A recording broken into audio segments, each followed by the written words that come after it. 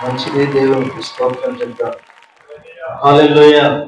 ప్రభు బయటకు వచ్చిన దేవుని బిడ్డలందరికీ ప్రత్యేకమైన వందనాలు తెలియజేస్తా ఉన్నాను. అందరికి వందనాలు. మరింతవరకు కొన్ని వాక్యాల ద్వారా మరి చక్కగా మాట్లాడిన యేసుపాదం గారికి కూడా దేవుని బట్టి వందనాలు తెలియజేస్తా ఉన్నాను.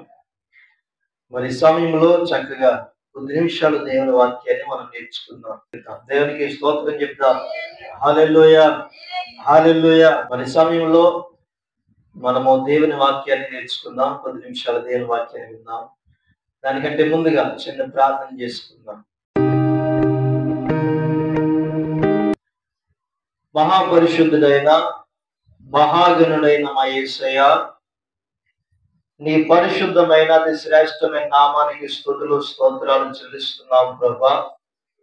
గతించిన దినాలు మొదలుకుని సమయం వరకు నీ సజీవమైన దగ్గర చాటు మమ్మల్ని ఎంతగానో కాచి కాపాడి భద్రపరిచి 2025వ సంవత్సరము ఈ మార్చి నెల ఈ 3వ నెలలో ఈ 2వ మంగళవారం నాయన ఈ తైలాభిషేక ఆరాధనలో ప్రభా అయా యువతను నాయన నిన్ను కలుసుకోవడానికి నాయన ఈ తైలాభిషేక ఆరాధనలో పాల్పొందిన బిడ్డలందరితో మీరు మాట్లాడండి, దర్శించమని అడుగుతున్నాను ప్రభా. నీకు వందనాలు, నీకే స్తోత్రాలు స్తుతులు చెల్లిస్తా ఉన్నాం అయా. ఈ సమయం అందుతున్న నాయన ఈ ఆరాధన అంతా నీ ఆత్మ ద్వారా నడిపించండి అయా. ఈ సమయం అందు నాయన నీ సన్నిధిలో నీ వాక్యాన్ని ఆయన ప్రకటిస్తూ ఉండగా ప్రతి ఒక్కరిలో ఉన్న ప్రతి విధమైన బాధను, సమస్యను, శోధనను, అనారోగ్యాన్ని తీసివేసి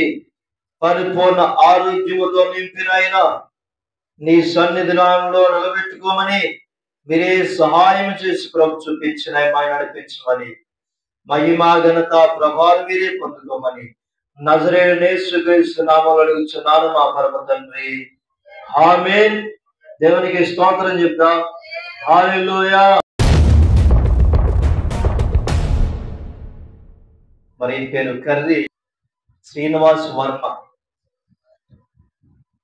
మరి ఈయన చాలా బలహీనంగా మరి చాలా భయంకరమైన మరణకరమైన మరి స్థితిలోనికి వారు వెళ్ళిపోయిన సమయంలో మరి వారు దేవుని సన్నిధిలో యేసయ్య నన్ను స్వస్థపరుస్తాడు అనే ఒక మంచి దృఢమైన విశ్వాసం కలిగి వారు ప్రార్థన కోరి ఉన్నారు.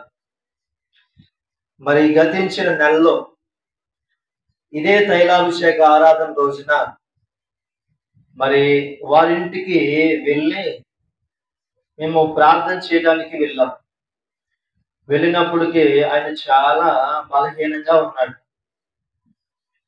మరి బలహీనంగా ఉండి మరి చాలా మన అనారోగ్యంతో ఉన్నారు. మరి వారి కొరకు మేము ప్రార్థన చేసాం. ప్రార్థన చేసినప్పుడు దేవుడు మంచి ఆరోగ్యాన్ని ఇచ్చి మరలా మార్చి నెలలో మరి ఈ తైలాభిషేక ఆరాధనలో మరి ఆయన పాలు పొందడానికి దేవుడు ఎంతగానో మంచి ఆరోగ్యం ఇచ్చిన దేవునికి చప్పుడు కూడా దేవుని మంచిది. మరి సమయంలో ఒక చిన్న సాక్ష్యాన్ని మరొక సాక్ష్యాన్ని మనం విందాం. మరి గతించిన రోజుల్లో మరి ఒకరోజు 8వ తారీఖు 3వ నెల, ఈ నెలలోనే 8వ తారీఖున నాకు ఒక సహోదరి ఫోన్ చేసి, ఆమె ద్రాక్ష, ఆమె పేరు ద్రాక్ష. ఆమెకు మొదట గర్భఫలం లేకుండా దేవుని సన్నిధికి వచ్చి ప్రార్థన కోరి గర్భఫలం కోసము దేవుణ్ణి వేడుకున్నప్పుడు మరి ఆ కుమార్తెని దేవుడు దర్శించి చక్కని మరి దైవజనులుగా ప్రార్థించినప్పుడు వారి ఎడల మరి కుమార్తె ఎడల దేవుడు చక్కని కృప చూపించి మొదటిగా చక్కని కుమారుడిని దేవుడు అనుగ్రహించాడు. దేవునికి స్తోత్రం చెప్దాం. హల్లెలూయా, హల్లెలూయా, హల్లెలూయా. మంచిది. మరి సమయంలో ఇట్టి మరి మంచి మేలుతో నడిపిస్తున్న దేవాదేవునికి మహిమ కలుగును గాక. సమస్త మహిమ ఘనత ప్రభావం దేవునికి చెల్లును గాక. కుమార్తెని దేవుడు ప్రేమించి మరలా గర్భఫలాన్ని దేవుడు వారి జీవితంలో అనుగ్రహించాడు. కానీ దైవజనులు చేసిన ప్రార్థన దేవుడు ఆలకిస్తాడు అని ప్రార్థనే కోరింది ఆమె. మరి నెలలు నిండిన తర్వాత మరి చక్కగా మరి హాస్పిటల్లో డాక్టర్ గారు చెప్పినట్లుగా ఒక డేట్ అనేది వారు ఇవ్వటం జరిగింది. ఆ డేట్ 9వ తారీఖునే ఇచ్చారు. ఇచ్చిన తర్వాత మామూలుగా చూపించాలని చెప్పి చెకప్కి వెళ్ళారు. వెళ్ళిన తర్వాత వారిని ఉండిపోమని డాక్టర్ గారు చెప్పడం జరిగింది. తర్వాత వారు మరి హాస్పిటల్లో జాయిన్ చేశారు. ధర్మ హాస్పిటల్లో అమలాపురాన్ని జాయిన్ చేసిన తర్వాత మరి ఆ రోజు ఉదయకాల వేళలో మరి సహోదరి అయ్యగారు ప్రార్థన చేయండి, మరి నాకు డేట్ ఇవ్వటం జరిగింది, మరి దేవుడి సన్నిధిలో నాకు సులువైన కాన్పు జరిగేటట్లు ప్రార్థన చేయమని కుమార్తె కోరిన రీతిగా దేవుని నామమున యేసయ్య నామమున మన కుమార్తె పక్షముగా దేవుని సన్నిధిలో కుమార్తె కొరకు ప్రార్థించగా, మరి నువ్వు కంగారు పడొద్దమ్మా, దేవుడు గొప్ప కార్యం చేస్తాడు, నీకు సులువైన కానుకను దేవుడు అనుగ్రహిస్తాడని దేవుని సన్నిధిలో ప్రార్థించిన ఉదయకాల సమయంలో ప్రార్థించిన వెంటనే సాయంకాలం 4 గంటలకి మళ్ళా ఆమె ఫోన్ చేసి, అయ్యగారు దేవుడు చక్కగా నాకు సులువైన కానుకను దేవుడు అనుగ్రహించాడని చెప్పి దేవునికి స్తోత్రం చెప్తా. హల్లెలూయా. మరి చక్కగా మరి మరలా మగ పెట్టిన దేవుడు నాకు అనుగ్రహించాడు. మరింత చక్కని రీతిగా దేవుడు నాకు సహాయం చేసిన దేవాదేవునికి మరి నేను ఎంతగానో రుణపడి ఉంటానని సహోదరి చెప్పడం జరిగింది. ఎన్నో మరి అద్భుత కార్యాలు దేవుడు చేస్తాడు, అద్భుత కార్యాలు చేస్తాడు, ఆశ్చర్యమైన కార్యాలు చేస్తాడు. ఎప్పుడంటే నమ్మి విశ్వసించిన వారికి ఆయన సమస్తము చెయ్యగలగుని ఆ సమర్థుడైన దేవునికి స్తోత్రం చెప్తా. హల్లెలూయా. నమ్మకపోతే జరగదా అంటే నమ్మకపోతే జరగదు, నమ్మితేనే జరుగుతాయి. నా యేసయ్య నన్ను బాగు చేయగలడు, నా యేసయ్య నన్ను స్వస్థపరచగలడు, నా యేసయ్య నాలో ప్రతి పరిస్థితిలో మార్చగలడు అని మనము ఏం చేయాలంటే ఓపిక కలిగి కనిపెట్టాలి. ఏముండాలి? ఓపిక కలిగి ఉండాలి. మనము ఓపిక లేకుండా మనము దేన్ని సాధించలేము. కాబట్టి దేవుని సన్నిధిలో మనము చాలా జాగ్రత్తగా గమనించినట్లయితే కొద్ది నిమిషాలు మనము దేవుని వాక్యంలోనికి మనం వెళ్దాం. పరిశుద్ధ గ్రంథములో నుండి నిర్గమకాండము 15వ అధ్యాయము 22వ వచనం చూద్దాం. మోషే ఎర్ర సముద్రము నుండి జనులను సాగ చేయగా వారు షూరు అరణ్యములోనికి వెళ్ళి దానిలో 3 దినములు నడిచి అచ్చట వారికి నీళ్లు దొరకలేదంటండి. ఏం దొరకలేదు? వీళ్ళకి నీళ్లు దొరకలేదు.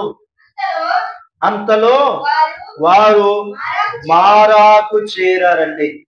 ఎక్కడికి చేరారు వీళ్ళు? మారాకు చేరారు. మార అనగా చేదు, మార అనగా చేదు. వీరు ఇజ్రాయేల్ ప్రజలు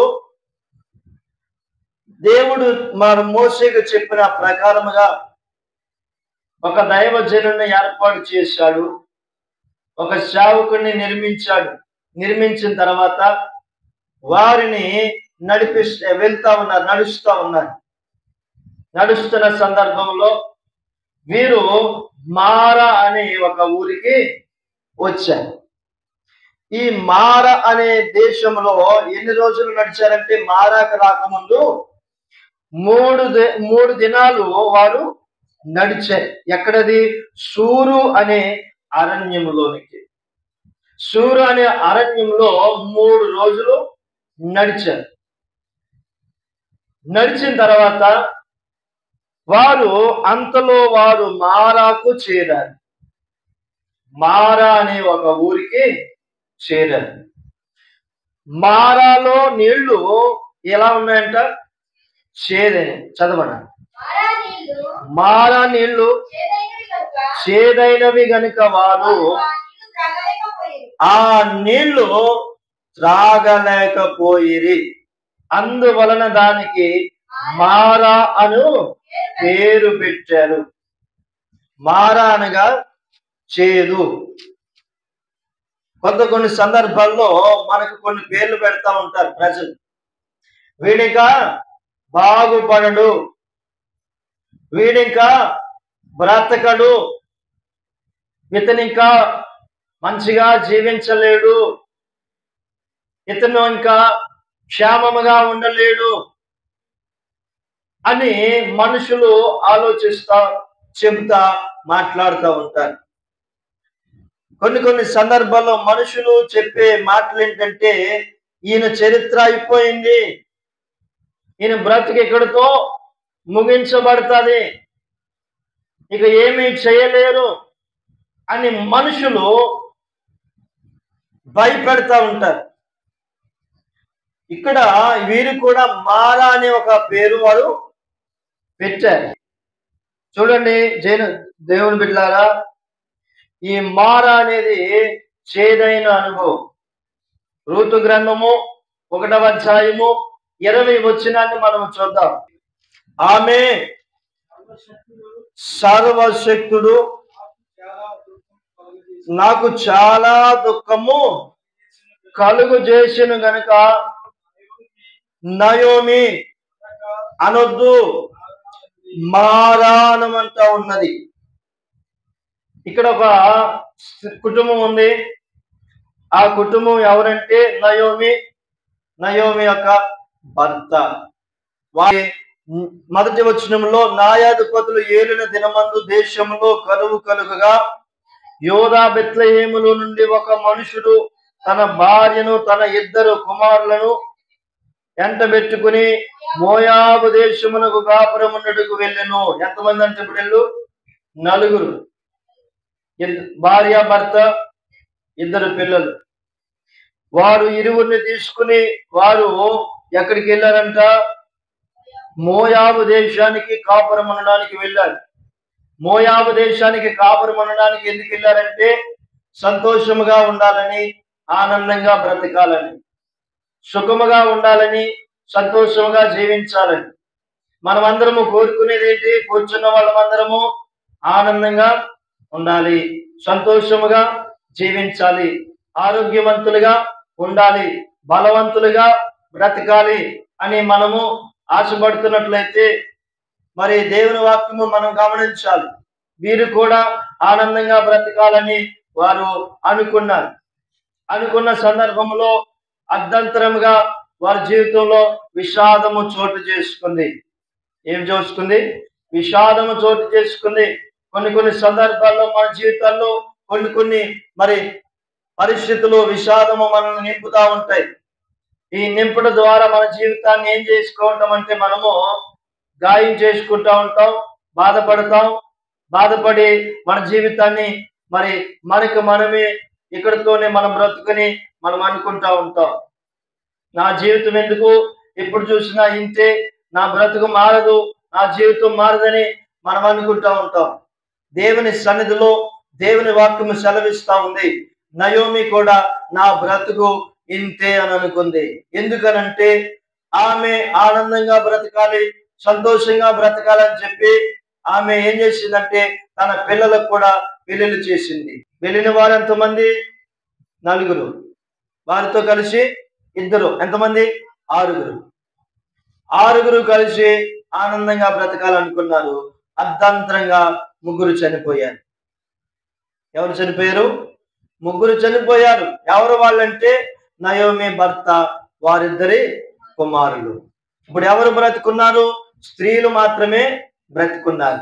ఎవరు వాళ్ళంటే, నయోమి కోడళ్ళు. మొదటి మరి కోడలు ఎవరు? వార్ప. 2వ కోడలు రూతు. ఈ వార్ప, ఈ రూతు, వీరి పేర్లు ఇక్కడ రాయబడ్డాయి. ఆ వారి సందర్భంలో వారు ఏమనుకున్నారంటే తిరుగు దేవుని దగ్గరికి వెళ్ళిపోవాలనుకుంది. ఎవరు? నయోమి. దేవుని బిడ్డలారా గమనించండి, ఏదైనా బాధ వచ్చినప్పుడు మనం ఎక్కడికెక్కడికి వెళ్తాం. వెళ్ళినప్పుడు ఎన్నో కష్టాలు వచ్చినప్పుడు మరి మనము తిరిగి ఎక్కడికి రావాలి? దేవుని దగ్గరికి రావాలి. దేవుని దగ్గరికి రావటం మొదలుపెట్టింది నయోమి. దేవునికి దూరంగా వెళ్ళిన తర్వాత ఆమె బ్రతుకు మరి చాలా విషాదంలో మునిగిపోయింది.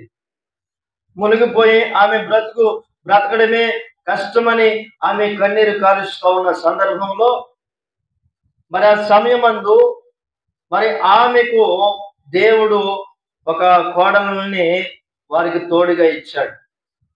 ఆమె అంటుంది, నా కోడనులారా, మీరు మీ ఇండ్లకు వెళ్ళిపోండి, నేనొక్కరినే వెళ్ళి నేను బ్రతుకుతాను అంటున్న సందర్భంలో వార్ప సరే అని చెప్పి అత్తగారి మాట విని ముద్దు పెట్టుకుని వెళ్ళిపోయింది. కుదిలించుకుంది, ఇక్కడతో నీకు నాకు సంబంధము లేదు అని. కానీ ఇక్కడ ఒక కోడలుంది, ఆమె పేరు రూతు. ఈమె ఏం చేసిందంటే అత్తగారిని విడిచిపెట్టి వెళ్ళడానికి ఇష్టపడలేదు.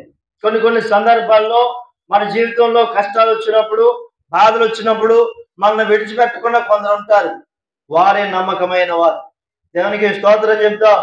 హల్లెలూయా.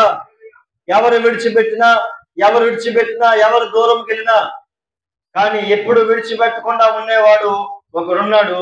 ఆయన పరలోకమునుండి నదులు చూస్తా ఉన్నాడు.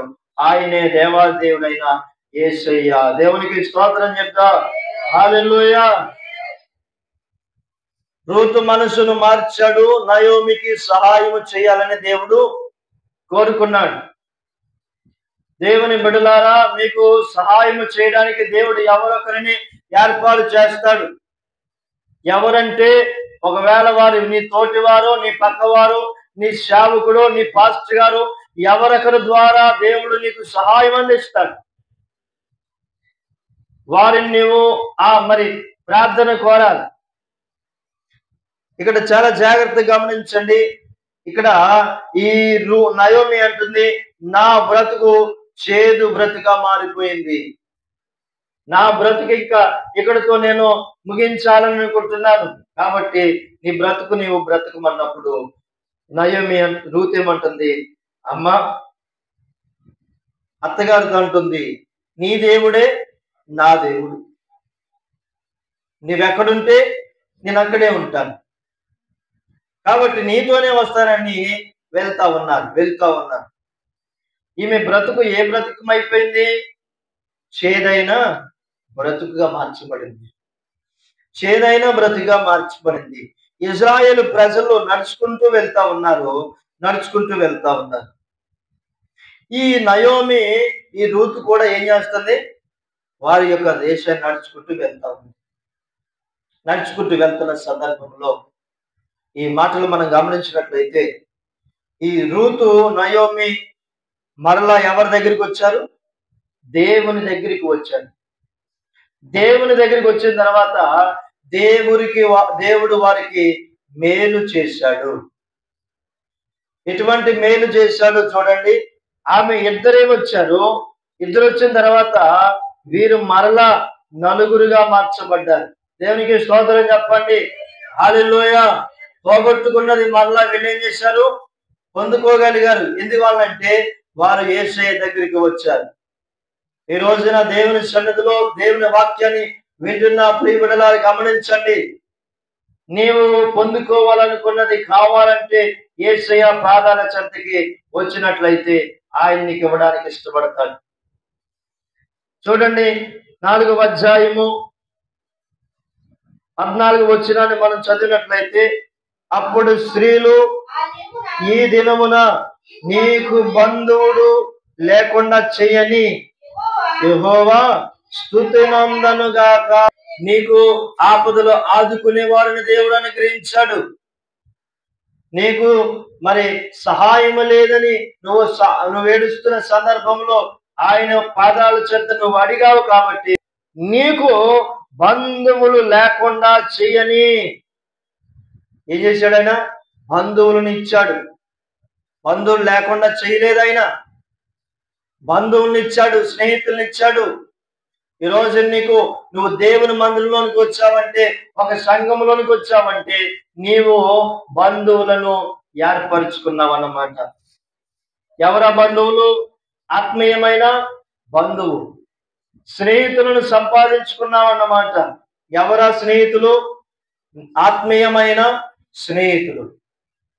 దేవుని సన్నిధిలో నీవు కడగబడ్డావంటే, రక్షించబడ్డావంటే ఆ సంఘములో నీవు కుటుంబ సభ్యుడిగా ఉన్నావన్నమాట. అందుకే దేవుని వాక్యం సెలవిస్తా ఉంది, ఇదిగో యెహోవా స్తుతినందున గాక ఆయన నామము ఇజ్రాయేలులో ప్రకటింపబడును గాక అంటా ఉన్నాడు. చూసారా? దేవుని దగ్గరికి వచ్చిన నయోమి జీవితము ఏ విధంగా మార్చబడిందంటే, ఆమె మొదట ఏమనుంటుంది? నన్ను నయోమి అనొద్దు, ఏమనమంటుంది? మారా అనమంది. కానీ మారాను దేవుడు ఏం చేశాడు? మధురముగా మార్చాడు. మధురముగా మార్చబడాలి అంటే దేవుని దగ్గర ఆయన్ని అడగాలి. దేవుని యొద్దకు రండి, అప్పుడు ఆయన మీ యొద్దకు వస్తాడు. అక్కడున్న స్త్రీలందరూ అంటున్నారు, ఇదిగో ఈ రోజు నువ్వన్నీ పోగొట్టుకుని వచ్చావు, కానీ దేవుడు నీకు బంధువులను అనుగ్రహించాడు. దేవునికి స్తోత్రం చెప్తా. హల్లెలూయా. చూడండి, దేవుని సన్నిధిలో దేవుని యొక్క కౌగిల్లోనికి వచ్చిన వారికి ఆయన నీకు సహకారిగా ఉంటాడు, నీకు పోషకుడిగా ఉంటాడు. నీకు ఏ సమయంలో ఏది అవసరమో ఆయన అనుగ్రహించేవాడిగా ఉంటాడు. చూడండి, నిర్గమకాండము మనం చదివిన లేఖనంలో 15వ అధ్యాయము 24వ వచనంలో మనం చదివిన మాటలు చూద్దాం. ప్రజలు మేమేమి త్రాగుదమని మోషే మీద సనుగు కొనగా, నాకు ఈ జబ్బు వచ్చింది, నేనేం చేయను, ఈ కష్టం వచ్చింది, నేను ఎలా బ్రతకను, నాకు బాగోట్లేదు, నేను ఎలాగున్ను, నన్ను ఎవరు పట్టించుకోవట్లేదు, నన్ను ఎవరు చూడట్లేదు, నాకు ఆధారం లేదు, నాకు దిక్కు లేదు, మరి నేనేం చేయను అని ఆలోచిస్తా ఉన్నాను. ఇక్కడ వీళ్ళు ఏం చేస్తారంటే సనుగు కొంటున్నారు. అతడు యెహోవాకు మొర్రపెట్టెను. ఎవరు మొర్రపెట్టారు?